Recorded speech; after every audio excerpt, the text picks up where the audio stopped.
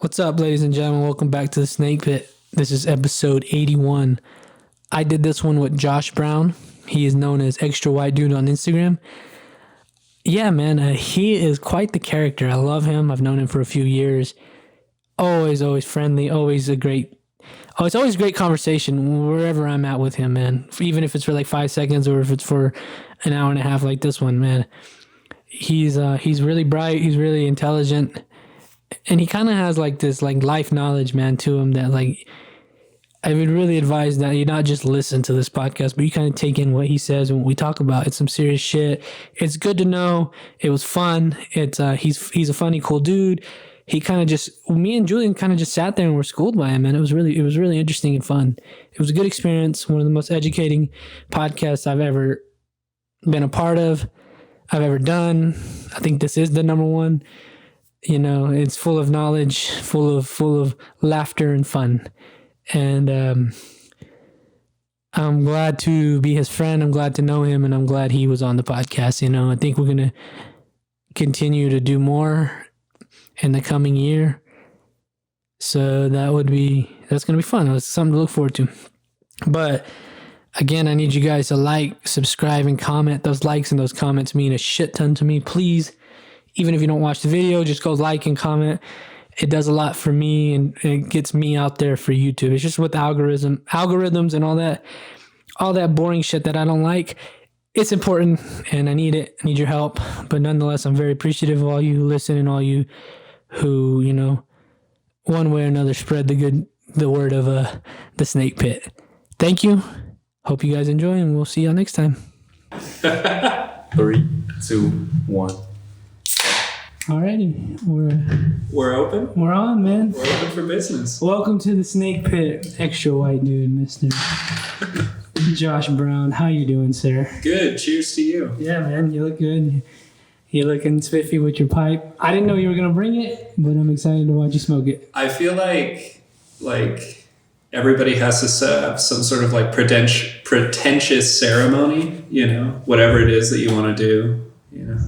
If you have something, you can like fill your time with it, and this is what I fill my time with. Yeah. So, is there like an art to smoking that? Can you like? Is it? So, back when I was Mormon, I followed this podcast called The Art of Manliness, and it like taught me how to dress. It taught me how to like think about things. They would share like manly poetry to like inspire you and shit.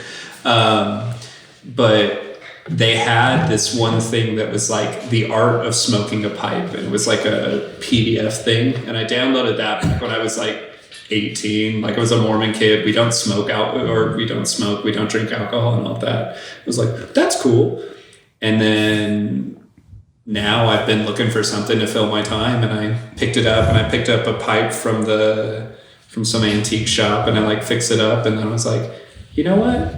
Fuck it, we're going to smoke some tobacco. I'm going to like intentionally cancerize myself just to have something to do. Yeah, I heard that. But that's like, a quick way to fuck yourself up. Oh yeah, I'm going to get throat cancer. Yeah, but whatever, you know, you live and you die. So hopefully they put like a Darth Vader vocoder, like robot voice in me. You know, I'll happily take James Earl Jones' voice on top of stuff. Oh, yeah. Nah. But yeah, I mean, you have to like do it a certain way. It's like cigar smoking. You don't like inhale it. You just like leave it in your mouth and then just kind of blow it out. So is there like a difference between, is that like a torch?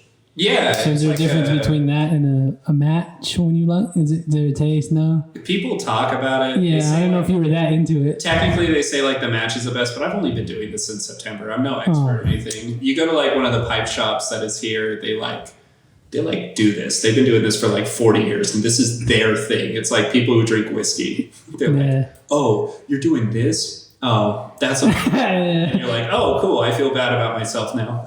Yeah, I went into that Smoker's Haven or whatever it's called. Yeah, Smoker's Haven. And they had like a bunch of grown men. I'm sure there women could be in there. A bunch of grown men just playing cards and drinking whiskey, smoking their pipes or smoking cigars. Yeah, it was like a club, man. They invited me, and I was like, yeah, it was intimidating. Oh, it's very intimidating. I'm like, well, I feel like a lot of like quote unquote classic masculine things are really fucking intimidating. Like Gaslight, the bar down next to the mall, they have like a whiskey drinking club thing. Oh, no shit. I like to drink whiskey. And they're like, oh, you should come.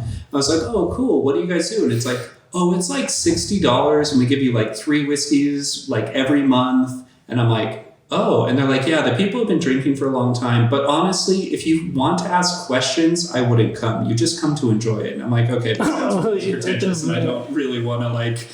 I feel intimidated by it. You know, it's like going to a car show and asking a question. Like the guys are like, oh, you have to ask a question? And I'm like, I'm sorry, I'm a 26-year-old dude. I don't know shit. You're right, man. That really does suck. It's like they kind of don't want you to be a part of it. Like, no, don't ask. Well, I think a big part of being like part of a club, quote unquote, you know, I'm an academic and so I'm part of a club. We use language to like exclude people. We're like, oh, okay, I've passed a certain level of initiation. I'm going to use these big words that other people don't recognize so that I can feel better about myself. It's like patting yourself on the back or jerking yourself off. I mean, it literally is just there to make you feel better and then to exclude the other people from things. But at the same time, it's cool as shit. And I want to be part of it. Yeah, one of my favorite memories in college was like I had a teacher who was like a doctor. He got his doctorate, not a doctor. And he was like saying, he's like, I got a 4.0 in college. He had all these accomplishments. He's like, but my biggest accomplishment is being a whiskey master. Sure. And he's like, I don't tell anybody about anything other than being a whiskey master. And I'm like, he sold me on that. Like, I want to work towards doing that because that seems like elite exclusiveness in the world. Well, and to me, like, there's like, you just join something and you're really pretentious about it. You're like, I'm part of this club. I'm so special. Then you like get middle about it and you start using the language and whatever. And then when you become like a true master, a true expert in it, you have just total humility about it. Like you are like, you don't care. When you have like achieved that like expert status, you recognize how little, you know, it's like you only know how much you know.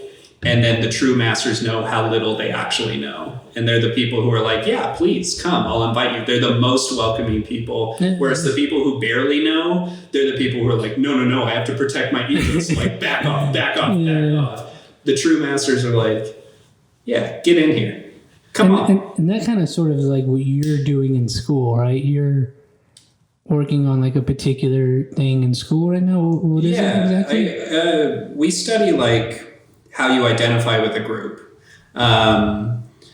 So my big research topic is uncertainty. And a lot of people who are uncertain, a big way that you manage your uncertainty and a method to like reduce your uncertainty is to join a group. So, you know, if I want to feel more certain about myself, I might join, say, like this whiskey group that I was talking about earlier. That'd be fun. Yeah, I joined that whiskey group and suddenly I know a shit ton about whiskey.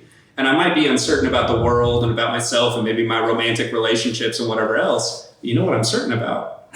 Whiskey. That's how you fall into a gang too, huh?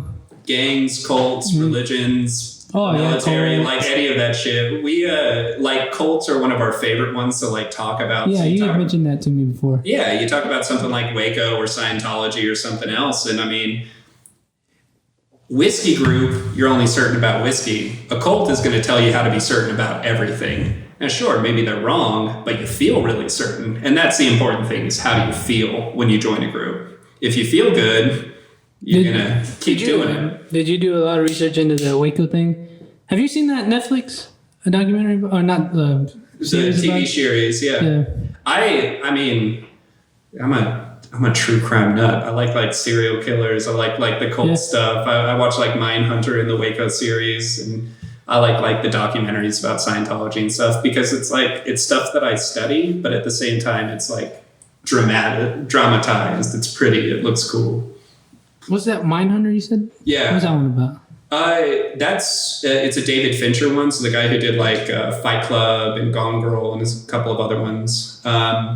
He made a series about the guys who started the FBI's task force on serial killers. They developed the science of forensic psychology. So they like every episode they interview a new serial killer. Who is that the or is that where they're talking to serial killers that like the one that big dude Yeah. You cut from here to here. Yeah, exactly. Okay, I've seen season The guy 1 of who, that. Yeah, he's like, like cut off my mother's head and like get all these horrible debaucherous stuff to it. Yeah. Have you seen that? I haven't. Hey, you should watch that shit. Shout out to Young really Julian. good. Interesting. They Sounds interesting. close it after the second season. He says he's not going to make a third, which is really bummer. Was that one leading into the BTK killer? He wanted to lead it into Manson, was where they were trying to end it into, was to talk about Charles Manson, because that's the big daddy. He's a serial killer and a cult guy. That's where like it all comes together. Is he a serial killer? So that's the tricky thing about having a cult. He never killed anybody, right? He just got his followers to kill people for him. So it's like, did he tell people to kill enough people where he would be considered a serial killer? Yeah, if he had stabbed someone by himself. But he got like all of the girls that he recruited to kill the people for him.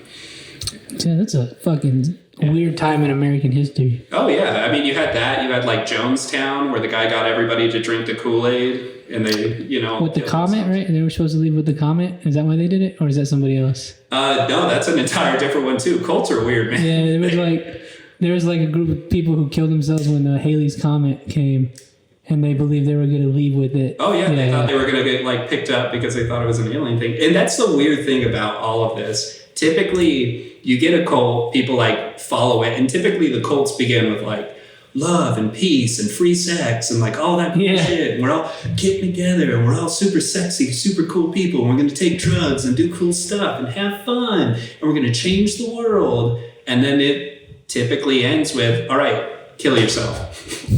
Like that's the crazy thing to me is all of these things, like Jonestown, for example. Dr. Jones, the guy who was in charge of it, he was like a phenomenon in San Francisco during the free love hippie movement. He was a Christian, but he was like preaching that like Jesus was all up on like racial equality, like freedom of speech, like all of these really important like hippie topics during the 60s and 70s. And people were like, he was like a big political figure. He was changing the world of San Francisco on 9th Street. So people flocked to him. They were like, this guy knows what he's talking about. He's teaching about brotherhood, unity, freedom of expression, freedom of love, like all of these incredible things. And then he took everybody to Africa and they all killed themselves. It's weird how things will go from like good to bad in a snap. Yeah, and it makes you think, because you were talking about like uncertainty and all that, because one of the things about the Waco series, because that's the one I watched, is he when he explains to Macaulay Culkin's brother, the guy who he plays, I don't remember what his name is, he's like, look, we have doctors here, we have therapists, we have all these fucking highly educated, answer every question. And he's like, these all people follow me, and I'm like, I guess no matter where you come from and who you are, you can fall into that shit, man. Oh yeah. And those leaders know it. They know how to fucking get you real good. Well, and that's, I think, the trickiest part. People think that like, you look at whatever you're in, who do you trust? I mean, why do you trust these people? A lot of times why we trust them is because they make us feel good. And even an expert, I mean, a doctor, someone who went through med school, how do you convince them to follow you? It's not about proving it with like science or facts or anything. It's about proving it with your feelings. How do you make this person trust you? Trust is something that's very separate from like facts. Yeah, man, that's crazy. I don't know. Yeah, I was at Flips earlier. I was talking about serial killer. We were talking about as you do. I had what the fuck was his name? The Golden State Killer or the Golden Gate? Yeah, I don't know. Golden State Killer. Yeah. We were talking about that fool, man. That's his. Oh no, because I brought up. Did you see that they deciphered the? Oh, Zodiac. The Zodiac Killer's messages. I saw that shit. They fucking finally, 50 years later, man. Thank God, sometime. And I don't know like what the messages were saying. Like I don't know which ones are real, but I think I read 2 of them. It was like, what the fuck? Oh yeah, it's always, and to me that's the most interesting part. Typically these folks, I mean, they did like profile analysis on serial killers. Typically these people are narcissistic. They feel a lot of pride in and of themselves. They also typically have pretty high intelligence. They're smart folks. They score really high on the IQ test because they know how to do it. But you combine that really high intelligence with like that selfish nature, and people will take advantage of the world around them. And our world is pretty messy, pretty chaotic, pretty uncertain.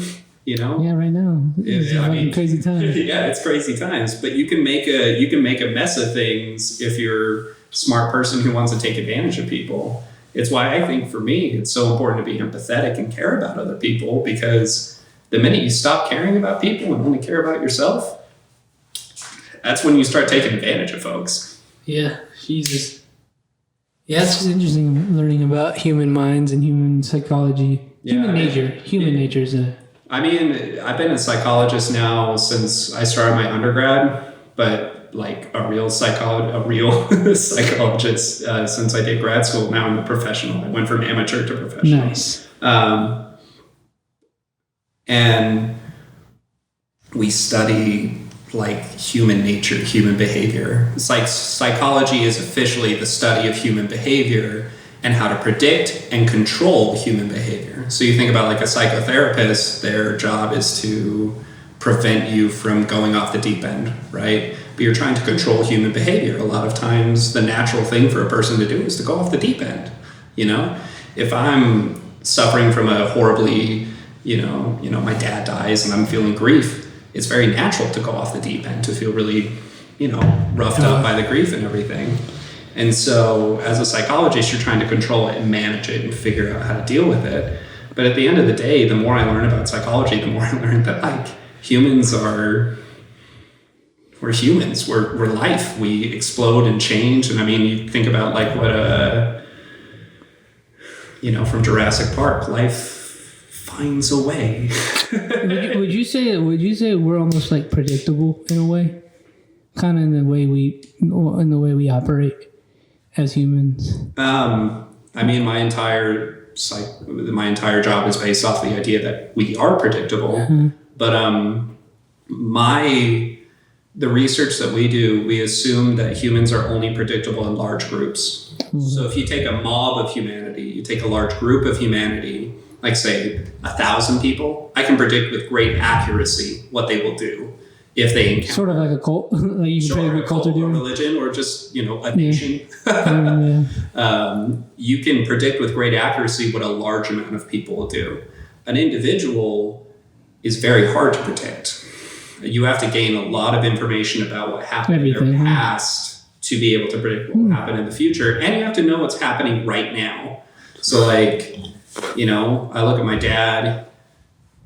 I've known him for my entire life, so I can predict with great accuracy what he will do. But what if there's something I don't know that's happening in his life? Then it's going to be really hard. And that's the trouble. Predicting anything requires you to know a certain amount of the variables, right?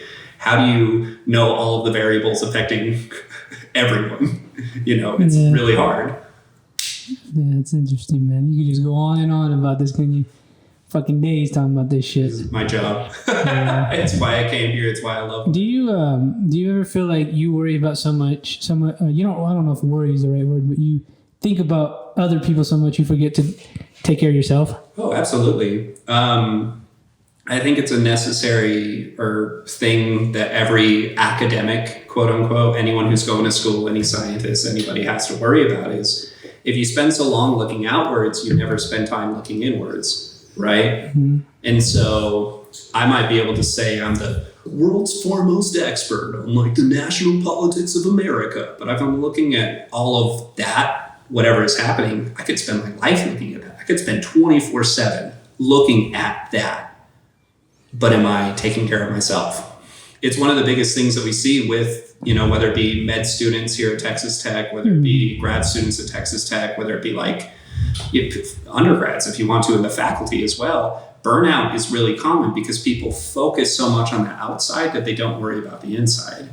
I mean, it's why it's hard to find like an academic who's healthy. We're all, alcoholics or overweight or something else because we're not focusing. We don't typically have really good personal relationships because we're focusing on the outside. It's something that like, you might be the world's foremost expert in X, Y, and Z, but if your life's a shamble, then your life's a shamble. Yeah. So do you take that in caution? Do you get away from it and just worry about yourself a lot? I'm a terrible academic in the sense that I like to go out and be myself. Okay. Like, I like to go out with my friends. I like to go to concerts. I mean, you see me at house shows and stuff like that. Yeah.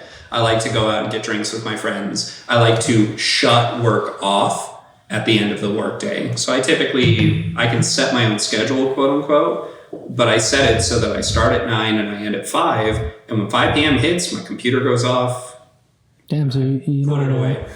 And I watch my Netflix. I make my dinner. I like to smoke your pipe. I smoke my pipe. I take a nice little afternoon cocktail or something like that, and I put it away. And I'm not afraid to be like, no, I'm going to go hang out with my friends. And hypothetically, if I was just focused 24/7 on the thing that I study, I'd be farther ahead. I'd have more papers published. I'd be, better off academically. Yeah, but at what cost? Huh? But I don't think that I'd be better off in my personal life. And it's even a joke in the department. Josh knows what to do, like weekend to weekend. Like, people will message me and be like, "Hey, do you know pre-COVID, like, what's going on? What should we tell people? What restaurant should we go to? And stuff like that." Because I do that, and I like that. I'm not going to sit at my desk on a Saturday night reading another psychological article, because I want to go have fun and I want to go relax and enjoy myself. And so because of that, I'm a bad academic, but I feel like I'm a better human. Yeah, that seems like the better choice. I don't know. I believe so. I also, like, to me, the end game of doing grad school or doing anything like this, it's not to, I don't want to, like, I don't know. A lot of people are like, I'm going to be the next Stephen Hawking. I'm going to change the world and be a famous, academic. To me, I'm just like, no, I just want to make enough money that I can live the life that I want to live. Hell and yeah. This is a way to make that money. I'm going to make good money after I graduate, but I don't need to, like, be Einstein or something else. I want to live a good life. I want to have a good wife. I want to, like, enjoy myself. Then are you going to stay in Lubbock? You're leaving after? Let me light this. The plan is to head out. My plan is, at this point, I mean, I like mountains. I'm from Utah. I grew up in a mountainous place, and I want to move somewhere where I can get some elevation under my feet. Not back to Utah? Probably not. No. Utah's a bit of a weird place because of the hyper-religious community that there. It's one of the only places in the world that I know that the majority belongs to one single religion. So, like, Lubbock is very religious, right? There's a lot of Christians. There's a shitload of them. Yeah. Different ones. Yeah, that's the thing. They're all different. Mm-hmm. So the Catholics are in odds with the Baptists, who are in odds with the Evangelicals, who, whatever else. That's crazy. Utah, they're all aligned, and they own the state. Utah is the only theocracy that I know in the entire world, because the state is Mormon. It's 86% Mormon. And the legislature, the state legislature, state house, state senate, is 96% Mormon. And when you're a Mormon, you pledge your loyalty above your country, above your state, above your family. You pledge it to the church. And so the church owns the state. Is that like it's a weird, mainly Republican state? It does typically, it leans conservative really heavily, but the Mormon church is kind of weird because it's very fiscally conservative, and it's obviously very culturally conservative, but it also has a very big welfare policy. The welfare policy in the Mormon church is any member of the church who is abiding by the Mormon standards gets whatever they need. They have Bishop Storehouse. Do they, like, abuse that? Oh, yeah. Yeah. I used to get therapy through the Mormon church. Really good, really awesome. But during therapy, some of the stuff that we realized was that the Mormon church was, like, the way that I was perceiving the Mormon church was hurting me. And I was starting to get really weird about it, way too zealous, way too, like, intense. And I was like, oh, I need to take a step back from this. My therapist was like, yeah, that's a good idea. The minute I did that, I got my therapy funding cut off, and I couldn't afford it anymore. I stopped going to therapy. It's crazy how money just Well, the Mormon church is the richest church in the world. They're more wealthy. Really? Yeah, they're more wealthy I didn't know that. Catholic church. They own the largest real estate in the country. Yeah. That's interesting. Like, because my one of my friends, his girlfriend, she's dying. I don't know why I'm saying this because he said that her family's coming in from Utah, and I don't think they're Mormons. And I was wondering what it would be like to move there as a non-Mormon. I mean, would they make it different? There. Who? Post Malone lives there. Oh, that's right, he does. So I was He lives in wondering, the same county I used to grow up in. really? I was just I wondering if they would make it difficult, or they would pressure you and be like, hey, you got to come to church. mean, that's one of the interesting things. I'm certain that you guys have met Mormons. A lot of people have. They'll knock on your door, and they're some of the nicest people in the world. Philip Bustos, love you, bro. Yeah, they're very friendly. They're very lovely people, and I love interact. I mean, my family is still Mormon. It's not like I'm avoiding them and saying, "Oh, I'll never hang out with you guys." I love Mormons. The problem is they're very friendly, and sometimes it feels a little disingenuous because they're friendly as a way to try and get you in there. If you express that you're refusing or you don't want to go in, or for me, when I left the Mormon church, I saw a lot of that support get cut off. I got cut out of my grandparents' will, for example. Oh, shit. Yeah. And my family wouldn't let me interact. I'm the oldest of 5, and they wouldn't let me interact with my siblings anymore alone. The only time I could see my siblings was when my parents were there because they were afraid I was going to, convince my siblings to leave the church or something. Well, that's And so hardcore. they're just protective. Yeah. I mean, it makes sense. If, you have a random stranger come into your home, you're going to protect it. You're going to be worried about something. We just saw on the TV, the guy was like, yeah, some random guy comes into my house. I'm going to have gun in hand in case something bad happens. And because I had left the church, I became a stranger. I became an enemy. I became someone who was threatening. And when you're threatened, you protect yourself. There you go. And all you can really do at that point as someone on the receiving end of it is to say, I care about my family enough that I'm going to still be here. I'm going to try and be as non-threatening as possible. I'm going to hold my hands up, metaphorically speaking, and I'm going to be like, I abide by your rules. I'm not going to put up a fight. I'm not going to be like, you guys are so rude to me. I'm never going to see you guys again, because then I don't get to, And so it kind of becomes, I have to deal with the kind of weird stuff about it, which is why I don't think that I moved to Utah, is because being someone from the outside, it kind of is a beautiful place and I'd love to live there. Oh, yeah, it is. But there's a lot of really weird people. So you're currently not practicing any sort of faith, right? If you don't mind me asking. I was just asking because I was wondering if you would ever join another religious organization ever again. I actually was just talking about this with my best friend who lives in Utah still. He left the Mormon church as well. We grew up from elementary school together, but he left the church. I left the church around the same time. We're about the same age, like good compatriots together.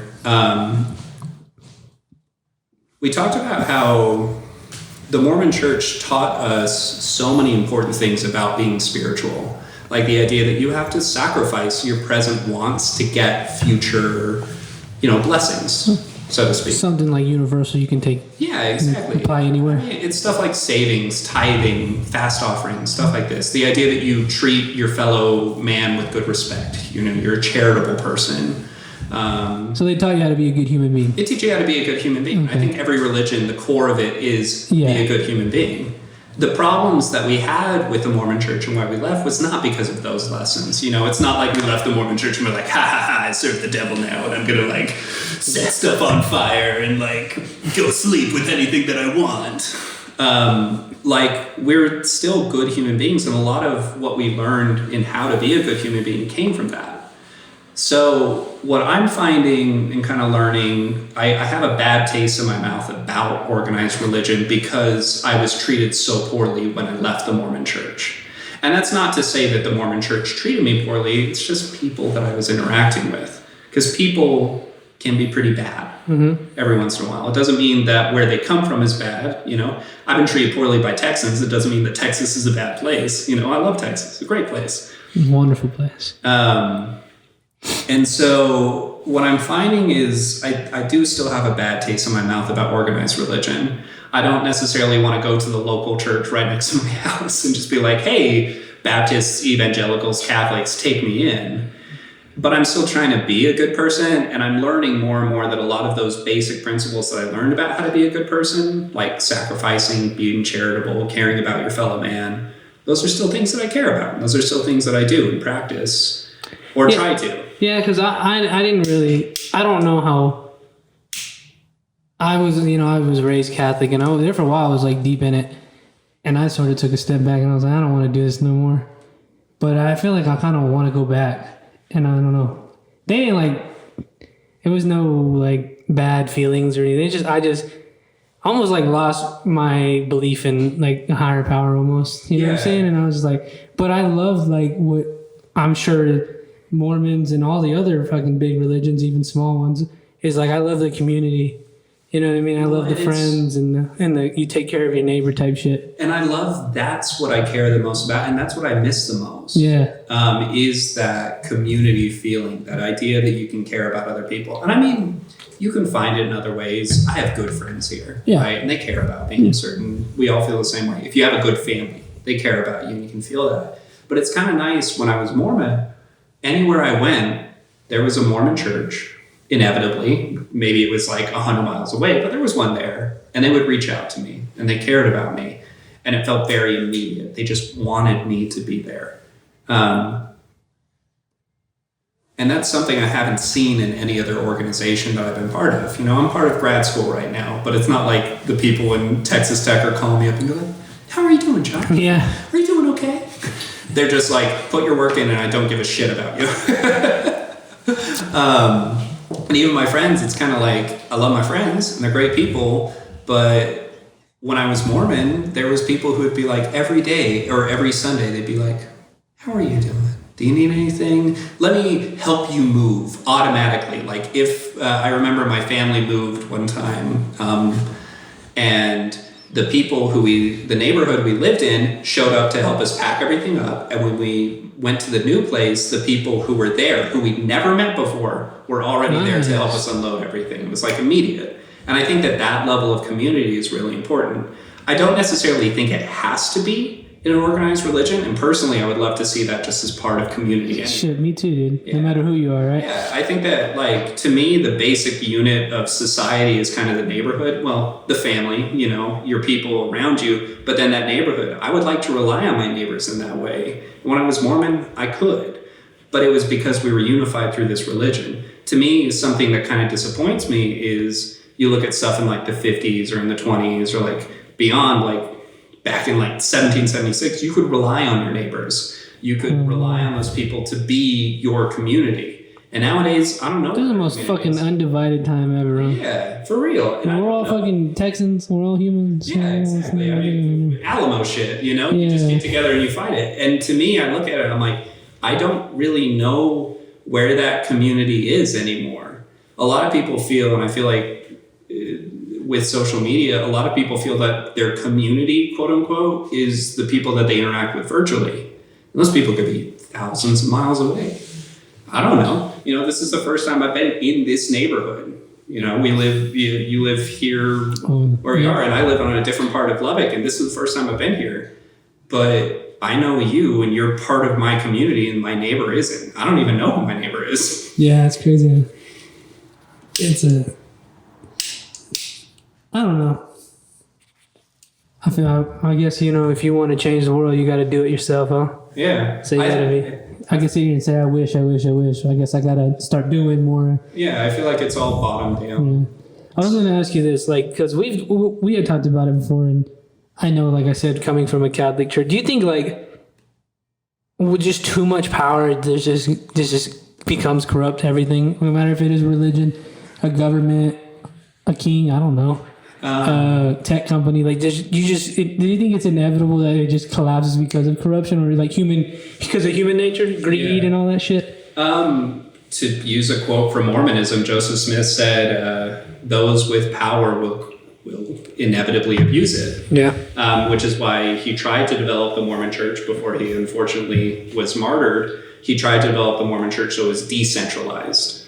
And I think that in our society, we have a big obsession with the idea of top-down. I think that we have a belief that there is some sort of like heroic leader who is going to lead us to some sort of like glorious future. But unfortunately, we do that because we want to take responsibility and take it off of us and put it onto that Makes leader. sense. You know, whether it be, you know, Republicans with Donald Trump. Democrats with Biden, Mormons with whoever their prophet is, Catholics with the Pope. You can look at whatever it is. And it's all very hierarchical. Jeff Bezos. To take off, Jeff Bezos. You know, we might say like Mark Cuban, Elon Musk, like the tech leaders you mentioned.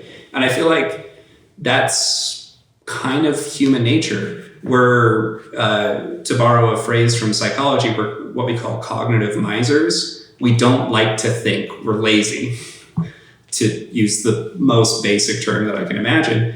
And so because of that, because we try and reduce the effort in our life, because effort is hard, we put it on other people to do the effort for us. And to me, when I see people worshiping their leaders or obsessing about their leaders, I see it as people saying, I don't want to deal with this, you deal with this.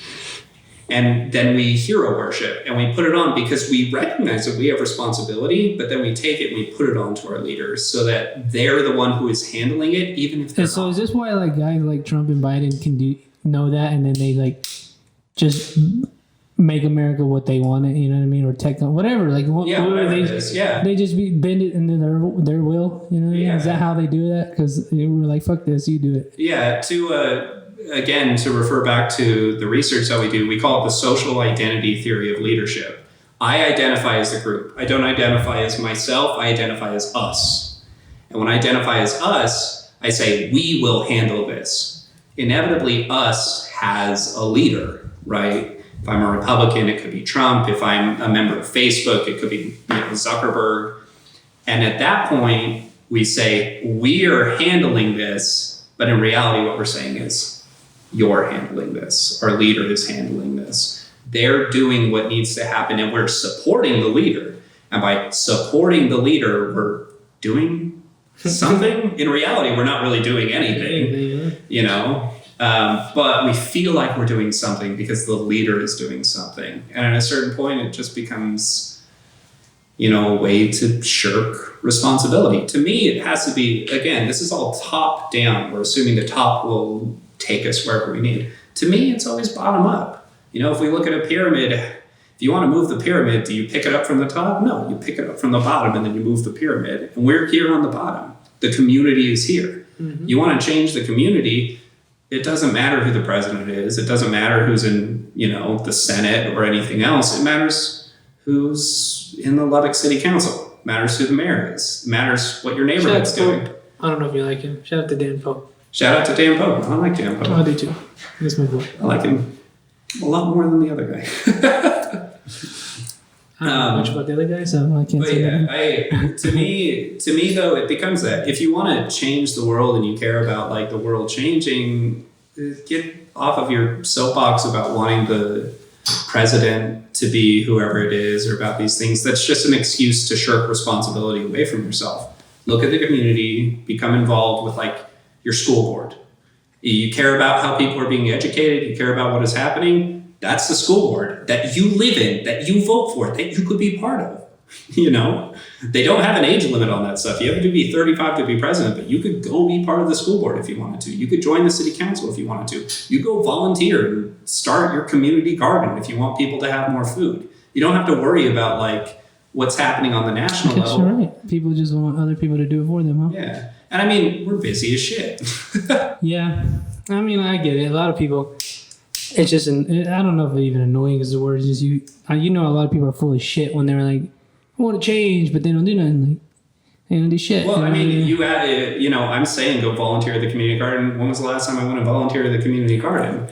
There's one right over there. Yeah, exactly. It's right next to my house, but I don't go. Yeah. And I think it's because part of the problem is we get so focused on ourselves because we're taught that you have to deal with yourself. The only person who can pick yourself up is you, and you have to like grab yourself by the balls and pick yourself up. Here's some like conspiracy shit. Do you think like the top, they know that, so they keep you busy on Facebook and Instagram on your phones, and so you worry about all this shit? I don't think it's a conspiracy. I think that's the real shit. Reality. Yeah, I think that reality is the busier that we occupy ourselves with. So but I'm saying, do you think there are like higher powers that are like doing that on purpose to keep your mind away from whatever it is? I don't think that it's necessary. I think that you have a finite amount of time that you can spend in your day, right? And if I am Mark Zuckerberg, I want you to spend your time with me. Money, huh?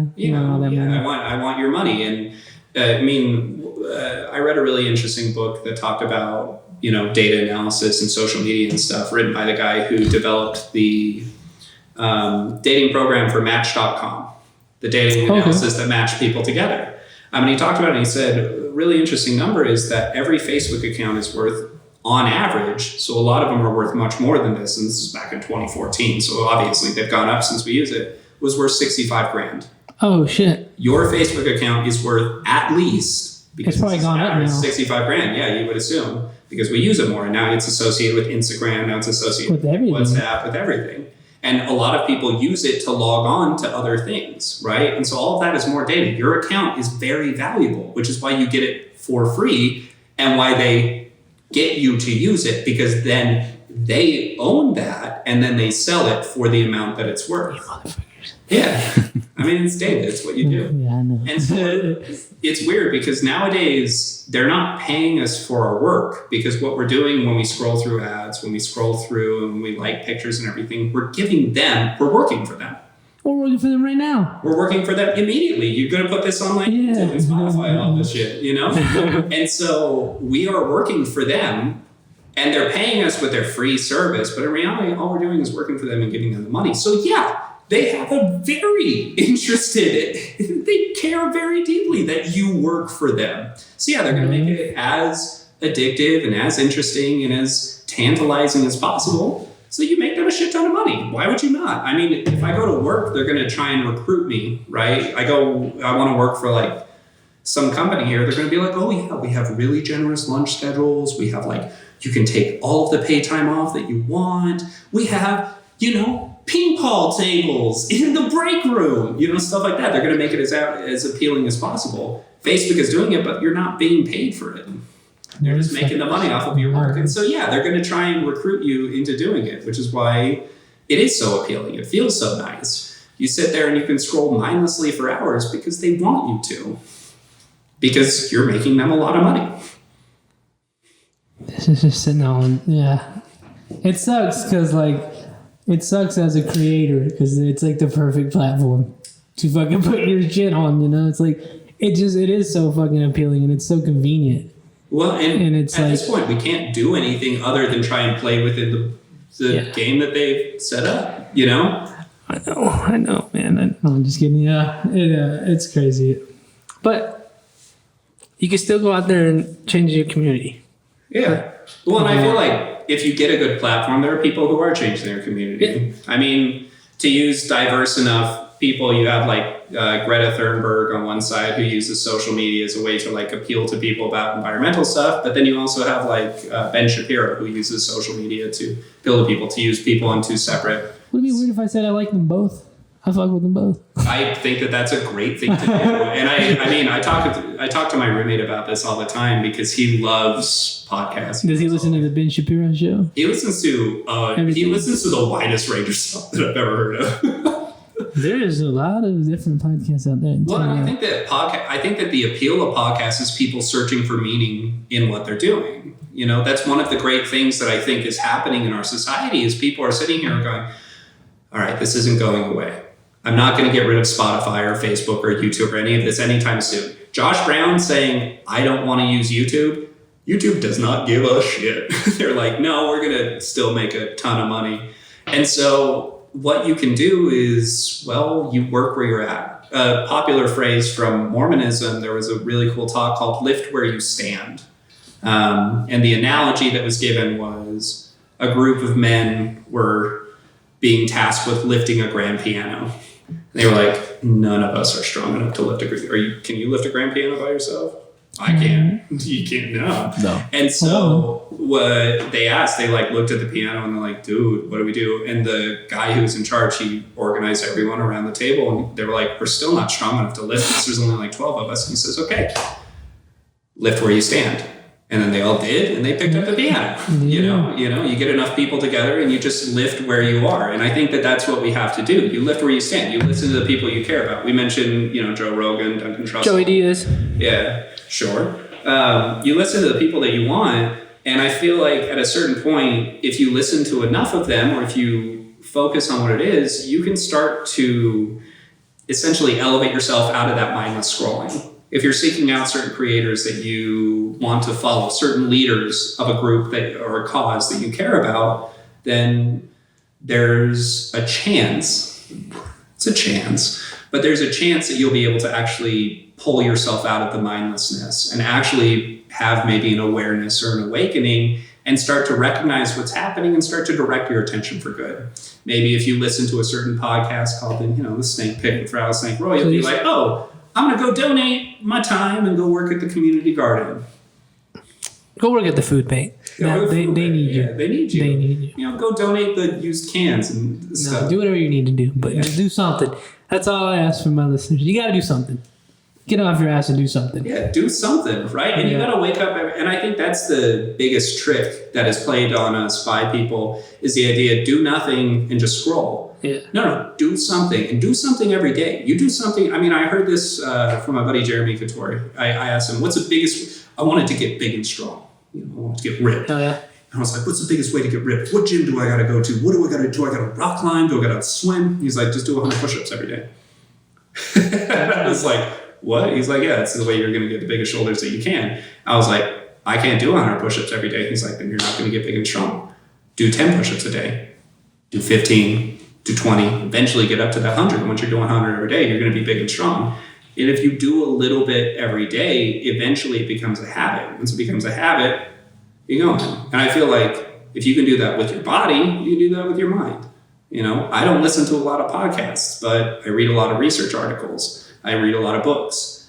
If you are doing mental push-ups every day, even just a little bit, 1 or 2 a day, eventually you're going to want to do 10 and then 15 and then 20. And eventually you're going to be, Push-ups a good start. Because once if you can do push-ups, then you start like wanting to do more and more and more and more and more. And then you're like, oh, I need to work on my mind because my body's good now. Yeah. But that's what I'm saying. I think push-ups is a good way to start, even if it is just 1 or 2 or 10. I think push-ups are a great way to do anything. I bike pretty much everywhere I go, and I've gotten really nice legs, but I need better shoulders. And I feel like that's what happens. You start working out one way, eventually you're like, shit, I gotta balance it. You know what Kanye says? Yeah, it's like all arms. Dude, that's fucking crazy you say it, because I've been like, I've been like completely like, not completely sober, but I've been the most sober this whole month.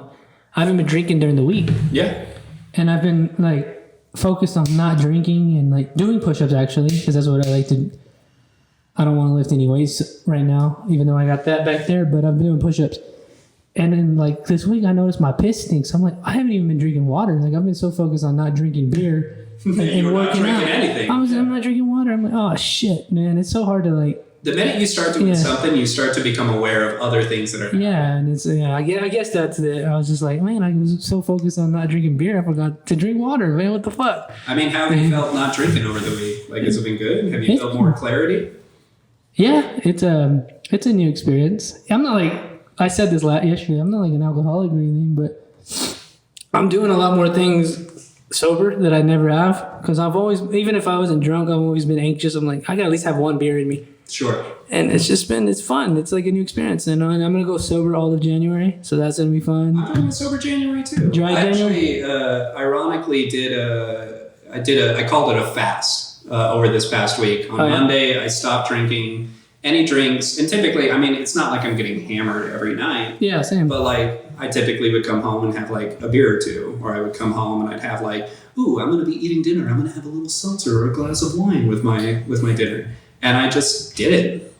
And over the week, I felt like I had a really productive, really interesting week where suddenly my evenings, which usually would be filled with maybe being a little bit tipsy or like I had to find other strategies to reduce my anxiety. Because I guess that's what happened to me too. Because I was like, last week I was fucking anxious. And I was like, man, this is fucking killing me, man. Yeah. I don't know what to do. Well, I kept trying to find substitutes for it. I was like getting kava tea. I was like drinking I was like, oh yeah, I'm going to, smoke a little bit and that'll help me and everything. But at the end of the day, all you can really do to manage it is manage it. Yeah. And that's why I didn't really want to be in that like that. I didn't want to be like, oh, I quit drinking. I got to start smoking weed. I got to like smoke something. I was like, nah, Fuck it, I'll deal with it. I got it. It's gonna come no matter what. There's a really interesting book called The Age of Anxiety. And in it, they talk about this idea that our society right now is built on the idea that you have to constantly occupy yourself to reduce your anxiety. Okay. Whether it be, I just burped. Do whatever you want. Fart, I don't care. The advertisements for like all of this stuff, and they give us a reason to reduce ourselves. I think this is how they quote unquote recruit us to work for them, the social media companies and things, is the idea that you're anxious, and scrolling on Instagram is not anxiety provoking. It's mindless, and being mindless means you don't feel anxious because anxiety forces you to focus on yourself. It's an emotion. It's something that's bred into humanity. It's in our genes. It's in our evolution to be anxious, because it draws our attention to specific things that need our attention. The problem right now is we live in a society where we have everything we want. We can get fucking cases of, Dr. Pepper to satisfy us. We can get whatever we want. I really did, huh? Yeah, to satisfy ourselves, but we're still anxious. And so the mindless consumption of anything doesn't reduce our anxiety. Taking chemicals can reduce our anxiety, but only in the moment. Actually reducing your anxiety either requires deep work through I am a big proponent of like therapy and all of this stuff to reduce your anxiety and to develop good coping skills. Other people are obviously big proponents of like exercise and Exercise is a good one. Working on your body. And I think that those are incredible stuff. Playing guitar, playing an instrument. Playing an instrument, being creative, sitting down and talking about shit. And all of this is really effective ways to reduce your anxiety, but all of it requires time and focus. And it's between a choice of being focused and being mindless. Yeah. The mindless one is the less... It's the easy route. Yeah, it's the one that satisfies the human desire to be lazy.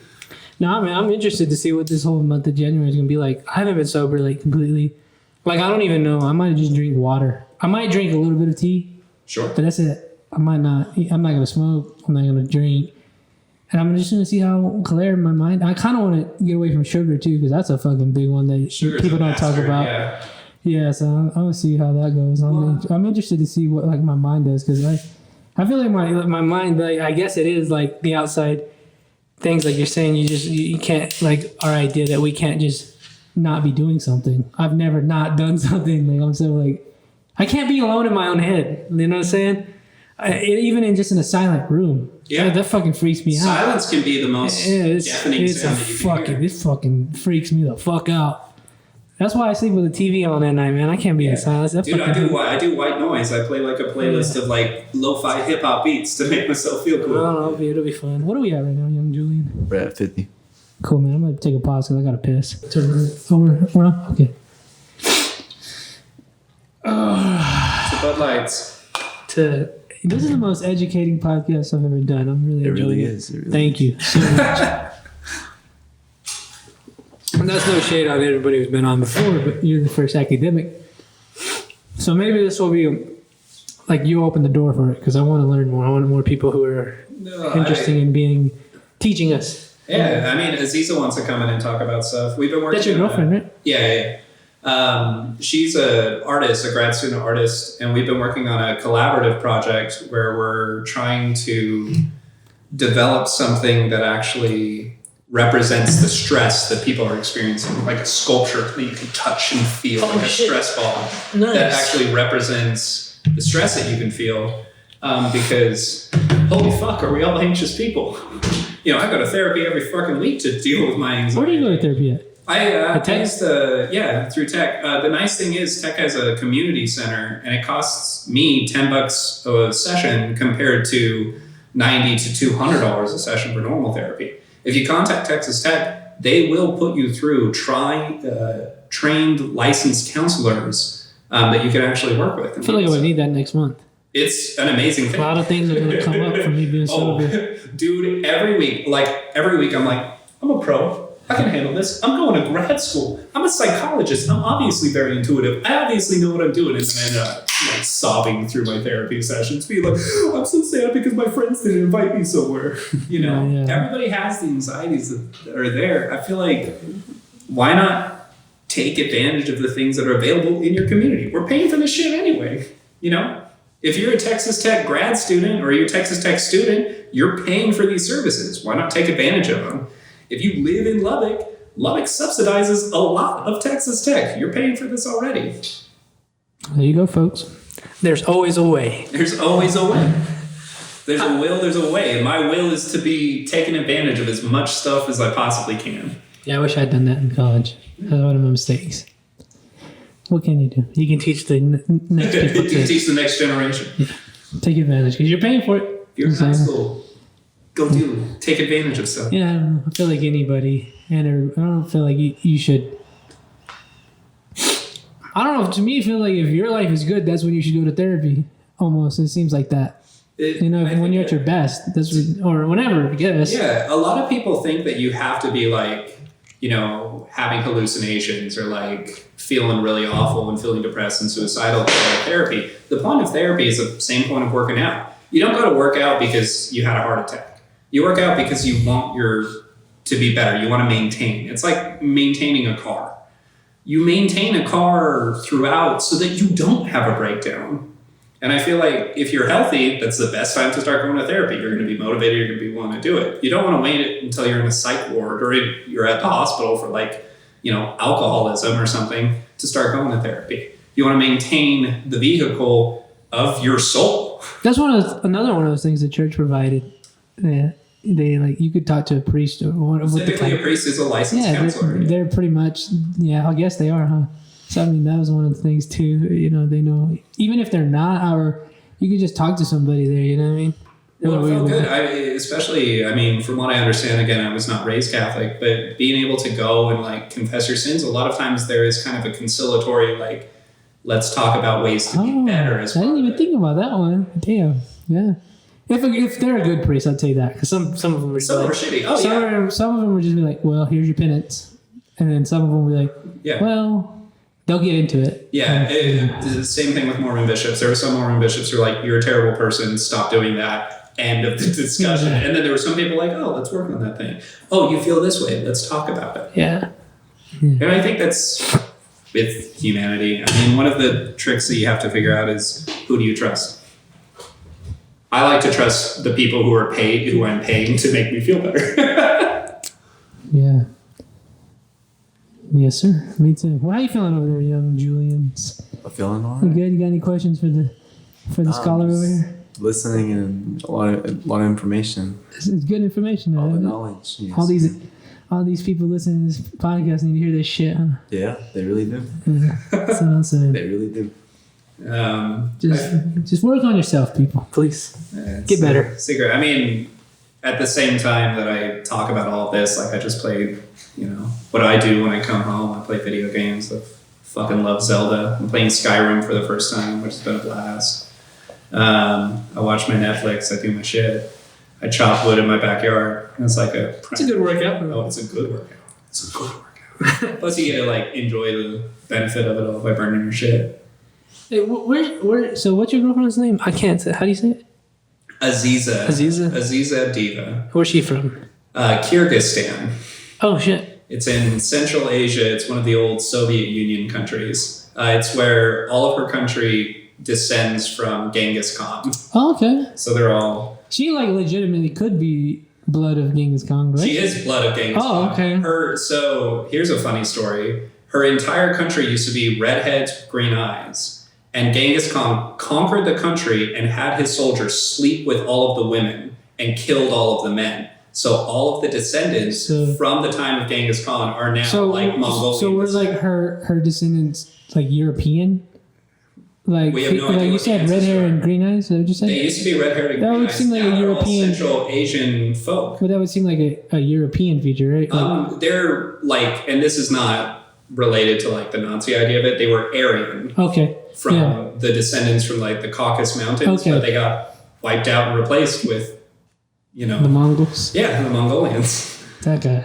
You want to talk about a genocidal maniac? Oh yeah. At the same time, they're really all of her people. One of the weirdest things that we saw, there's a Netflix series it's called Home Sport or Home Game, and it's about crazy like sports that different countries play. So they have like the Highland Games from Scotland. They actually have roller derby from Texas. Nice. But they play a game in Kyrgyzstan that they featured in one of the episodes. And the game is like if you mix rugby with like horse polo. That's what I thought you were gonna say. Yeah. And they use a goat as a ball. And they like attack each other with their horses. They're like beating each other up. They're like causing each other bruisings. But this sport has existed for 3,000 I years. heard they like light the ball on fire too or something. I mean, it's a dead goat. It's pretty metal already. And they used to use wolves. Okay. Like they did not use goats. They were like, let's make this easier. We're gonna use goats instead of wolves. Okay. And it's metal as fuck. So this is where she comes from. This is where she comes from, which is very intimidating. Like her ethnic population is like nomads who live in like yurts and ride horses and all that stuff. They have like country, they have like a capital now and like all this big stuff, and they're a modern country, but at the same time, this is what they descend from. And I feel like you look back in history at enough people, you know, like my family's Scottish, you look back at us, we're like Highlander shit. We were like wearing kilts and murdering British folks. You know, everybody is pretty metal and pretty hardcore wherever you come from. Yeah, that's the way it was, huh? Yeah. I mean, that's what you had to do. Yeah. Life is a very rough thing. I want to know if I have European in me because there's no way I don't, and I'd like to know where they come from.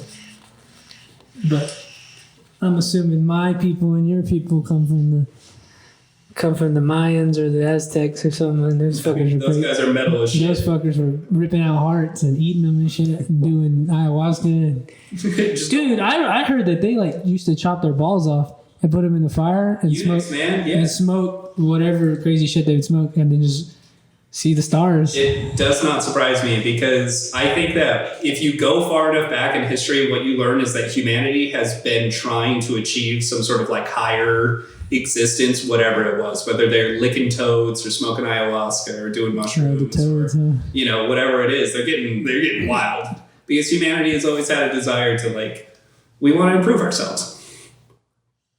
That's crazy. Do you think that just the way we are? Do you think that comes from something? From like wanting to reach a higher power? I think that human beings Just are badass and we want to be better. You know, why do I want to work out? I mean, it's not that I'm not, you know, it's not because I'm, you know, not getting pussy or not getting, you know, laid or not getting whatever. I think that that's a blatant excuse that a lot of people use. But as I am, I'm living a pretty good life. We want to live a better life. And I think that that's an internal drive that all of us have, is to live a better life, whether it be physically, mentally, sexually, whatever it is. We're just like, hell yeah, I want to get better than this. makes sense. You've dabbled in the psychedelics. I dabbled. How is that? Has it been like recreational? Has it helped you with your professional life? Has it helped you with, or are you just doing it for fun? Has it helped you deal with what you deal with the Mormon church? What has that been like? Or are you just like, fuck it, I'm just gonna have fun? There's like a couple of different schools of thought when it comes to psychedelics. Not like formal, no one's being an academic about this, you know, we're taking weird chemicals from China. But I mean, the COVID vaccine? Yeah, we'll see. Can I snort it? With psychedelics, some people try and take it in like, I want to get fucked up and as fucked up as I can be. And that's kind of a psychonaut perspective, like an astronaut, but for the mind. They want to explore as much as they can. And I'm going to take like 10 tabs of acid and like blow my brains out and like figure out like the universe. And I want to be totally ripped out and blitzed on the floor. That to me scares me. I don't like that shit. You know, I already deal with enough anxiety and shit myself. Like normal life to me is pretty intense. And then there's the day tripper perspective where it's like, it's a vacation. It's a day trip. I'm taking a little vacation from reality. I'm going to take, you know, this mushroom or this tab or whatever it is. I'm going to take a little break. I'm going to try and open my mind. I'm going to try and experience things. I like to listen to music. I like to feel nice things. I like to have sex when I'm on acid. You know, having some fun stuff. But to me, it's nice because it's like having a different perspective on the same thing that you're doing. And I think it's really important for people, you know, this is why we have friends, to give ourselves like a different perspective on our lives. And if you take a psychedelic, sometimes it allows you to have yourself a different perspective on the life that you're having.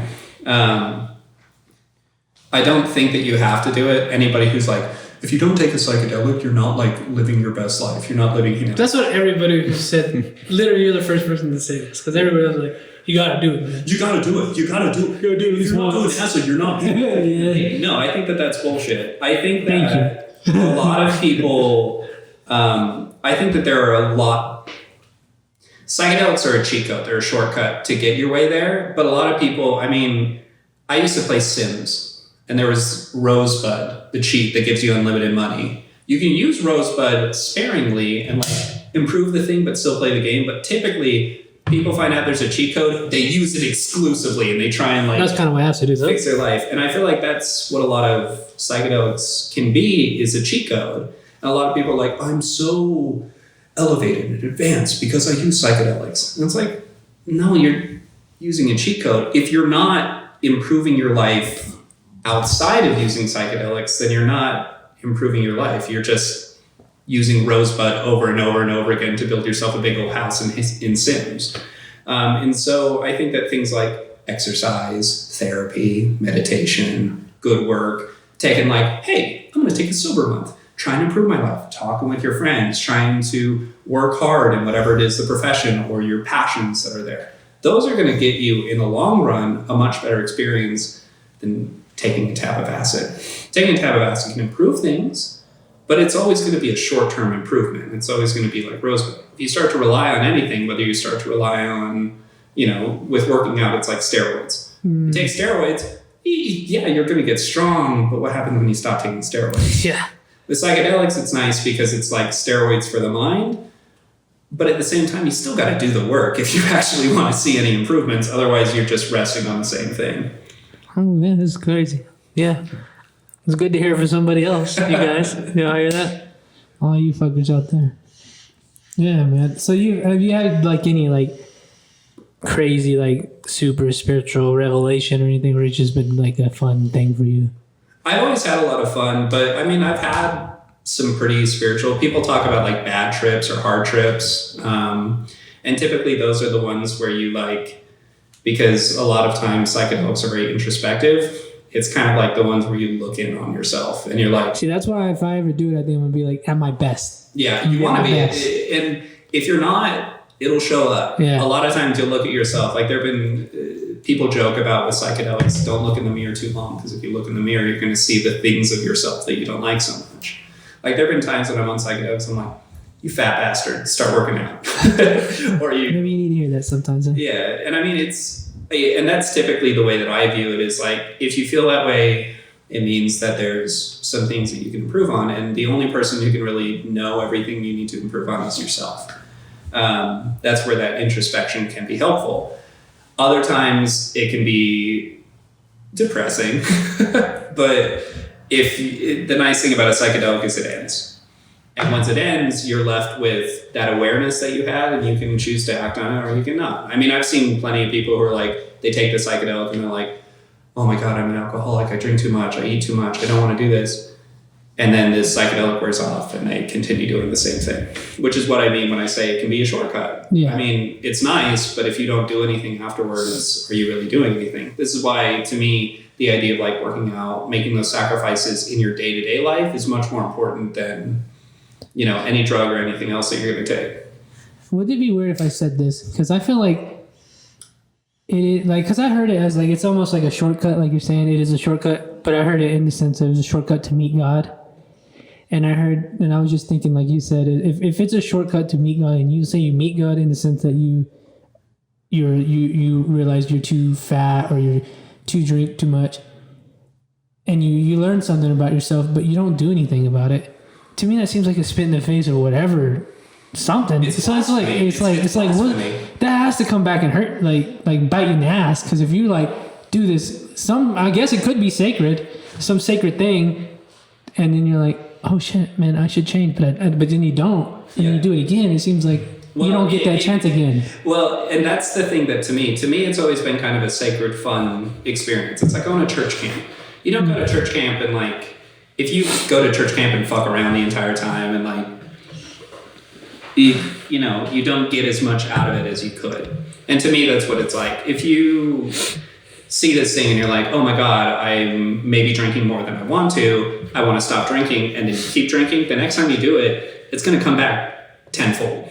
You're going to be like, oh shit, I did it. Because I've heard a lot of people say it's like, it is. Like, I had a spiritual moment, I saw God, I talked to these people, I seen the aliens, and I'm like, okay, I believe you. But if you're not, what did you do? If you're not fixing what they told you to fix, or it told you to fix, or yourself told you to fix, and then you do this drug again, it's like, oh, is it gonna have the same effect on you? And it just seems like it would be a waste. To me, I mean, the more experience that you have with any psychedelic, for example, or with any drug, I mean, with alcohol, the more experience you get. The first time that I drank at Dos Equis because I really liked the advertisement. It's the most interesting man in the world. So I had a Dos Equis, and then I had a local beer that was called Baba Black Sheep, and it was a block lager.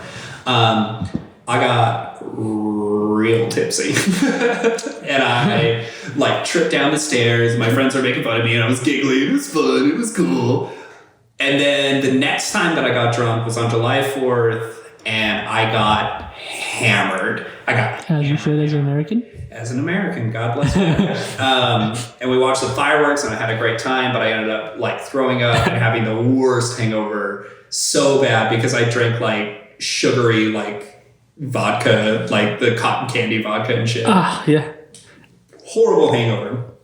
I've now been drinking because I started drinking shortly after my 21st birthday. I waited till I was legal, folks. Damn. Good for you. And I've now been drinking for about 5 years, and especially since I moved to Lubbock, I've become very experienced with drinking. I drink quite a bit. And now that I'm more experienced with it, I take more chances. I know that I get that. I can take a couple of shots. I can drink this beer. I can I can do this shit. You know where you're at. You think you know where you're at. Your experience can kind of work against you because suddenly you're like, oh yeah, I'm good to go. And then suddenly you're like half a bottle of Jack Daniels down when you're with your friends. You're like, oh fuck. And then you wake up with the worst hangovers that you had, because as a 26-year-old, I get worse hangovers than I've ever gotten in my entire life. They can last 2 or 3 days. Oh shit. And so to me, psychedelics are the same way. The more experience that you get with whatever it is that you do, the more likely you are to overestimate your abilities. You get overconfident. When you get overconfident, my grandpa, he lives in New Mexico. He lives up north of Albuquerque, down south of Santa Fe, right in the San Diaz. And he has rattlesnakes on his property. And when he deals with rattlesnakes, he typically has told me, he's like, I have to be careful. I'm like, haven't you dealt with rattlesnakes before? He's like, yeah, and that's why I have to be more careful. Because I'm confident about dealing with the rattlesnake. He's like, typically you can pick them up by the tail and just chuck them. But he's like, I don't do that. He has a sawed-off shotgun that he carries, and if he holds it from his boot from there, he can blow a hole the size of a coiled-up rattlesnake to blow it up. Kill the rattlesnake. He's like, that's what I do exclusively. I'm like, why don't you just pick it up and throw it? He's like, because I got too confident, I got bit. Oh man, damn. I was gonna say, I had that revelation doing lights, because I was doing these Christmas lights, and it was this really steep ledge, and then so you do the whole side of the house, and when you start, you're fucking scared as fuck. You're and I get to the middle, and I'm a little less scared. You're a little bit more loose. And at the end, you don't give a fuck. I don't give a shit. And I'm on the roof. And I remember specifically telling my boss, I'm like, this is how accidents happen, because you get too confident. You get, and 99% of the time, you're not going to get hurt. But that 1%, getting bit by a fucking rattlesnake, you almost die. Yeah, that's exactly what happened. And I think that's what it's like. I mean, whether it be alcohol, whether it be drugs, whether it be whatever you're doing in life, you get overconfident, that's when you fuck yourself up. Yeah, everything's good in moderation, I guess. Especially moderation. Yeah. Which is why we have the 4th of July. What a wonderful holiday to drink. It's my favorite holiday. Oh, that's mine too. I love it. Cheers to the 4th of July. God bless America. Yes. What do we got, Julians? We're at 114. 114, all right. Yes, sir. As we end this podcast, I just want to say thank you for coming and enlightening us, making us think. Yeah, a lot. A lot. Happy Saturday night. We should do this next month, we should get back together before school starts We're doing sober month. when we can talk about our sobriety and how we're doing. Because I'm gonna do that with another guy, so we'll fuck it. We might as well. We'll be drinking water, not smoking a pipe. I'll be smoking a pipe. Oh, I yeah. said I'm doing a dry Okay, January, okay. not a sober January. All right, never mind. Then you'll be smoking. I'll just be stone cold sober. Jules, you I'll don't bring do. some Topo Chicos. You know I had LaCroix for the first time on Thursday. How was it? I liked it. Look, And then tasty. and then I drank the club soda. Well, I drank a club soda with whiskey. That's my favorite. Like drink. you mentioned? With the lemon, yeah. It was I had about 4 glasses yesterday, and it was perfect. It was a perfect buzz. Yeah. And the nice thing is, you just put the shot of whiskey at the bottom, and whatever the glass is, that's how much you just mix it up. I'd say thank you for that. That was actually. It was I've been known on this podcast to call mixed drinks baked drinks, but I take that back because it helps me stay more sober and more coherent because I'm not drinking just straight whiskey, which has ended horribly on this podcast before. So I just want to say thank you for You that. just got to tag the episodes now when you said that. Yeah. So I don't even remember, but that was a good idea. Thank you for that. But the LaCroix with vodka.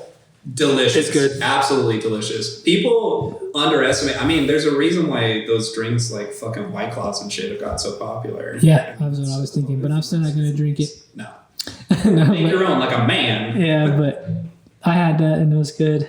I was going to drink the whiskey today, but I had already drank prior to this, so I didn't want to.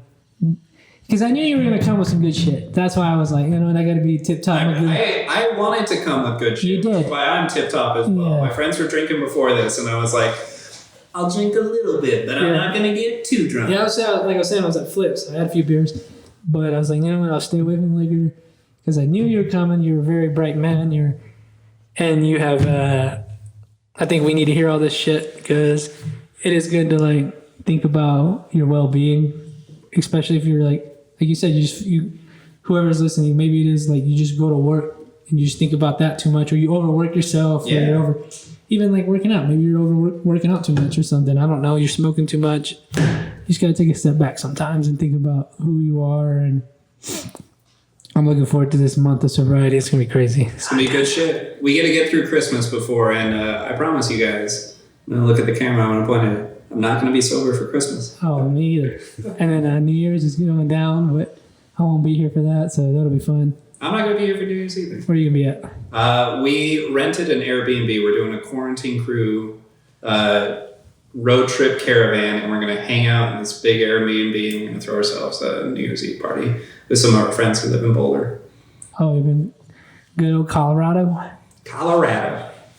Yeah, I love that state. That's a good state. But I'll be in Arizona having Nice. a good time. Arizona. It's a good state. Arizona. The West is fun, but fuck California. Hate you guys. You guys suck. California, God bless that shit. Fuck California. Yeah. What about you, young Julian? What are you thinking over there, man? We're gonna end this here pretty soon. You good? Yeah, man. You going anywhere for New Year's? I'm just staying here. You know, we can bleed this out. You don't drink or nothing like that, do you? Nah. No. You don't alter your mind with your brother. Sorry if you do. Can't say. No, that's good. Then don't say it. Yeah. But if you do, be careful. Yes, sir. Have a Of good. course. Thank you for being here. Always a pleasure. I'm glad you don't drink or smoke because you got to drive home. So Yes, sir. like you live out there in the boonies. So you got any last words, man? Thank you so much for helping me out today. Of course. We'll be back next week. Yes, sir. Anything so? No, nothing to Josh say. Brown. Cheers to it all. God bless you all. Thank you so much. We'll be back in January, folks. Well, he will be back in January. We'll be back next week for another one. I hope you guys have a good night, good evening, good morning, whatever, wherever you are. Have fun, and God bless you all. We'll see you all next time.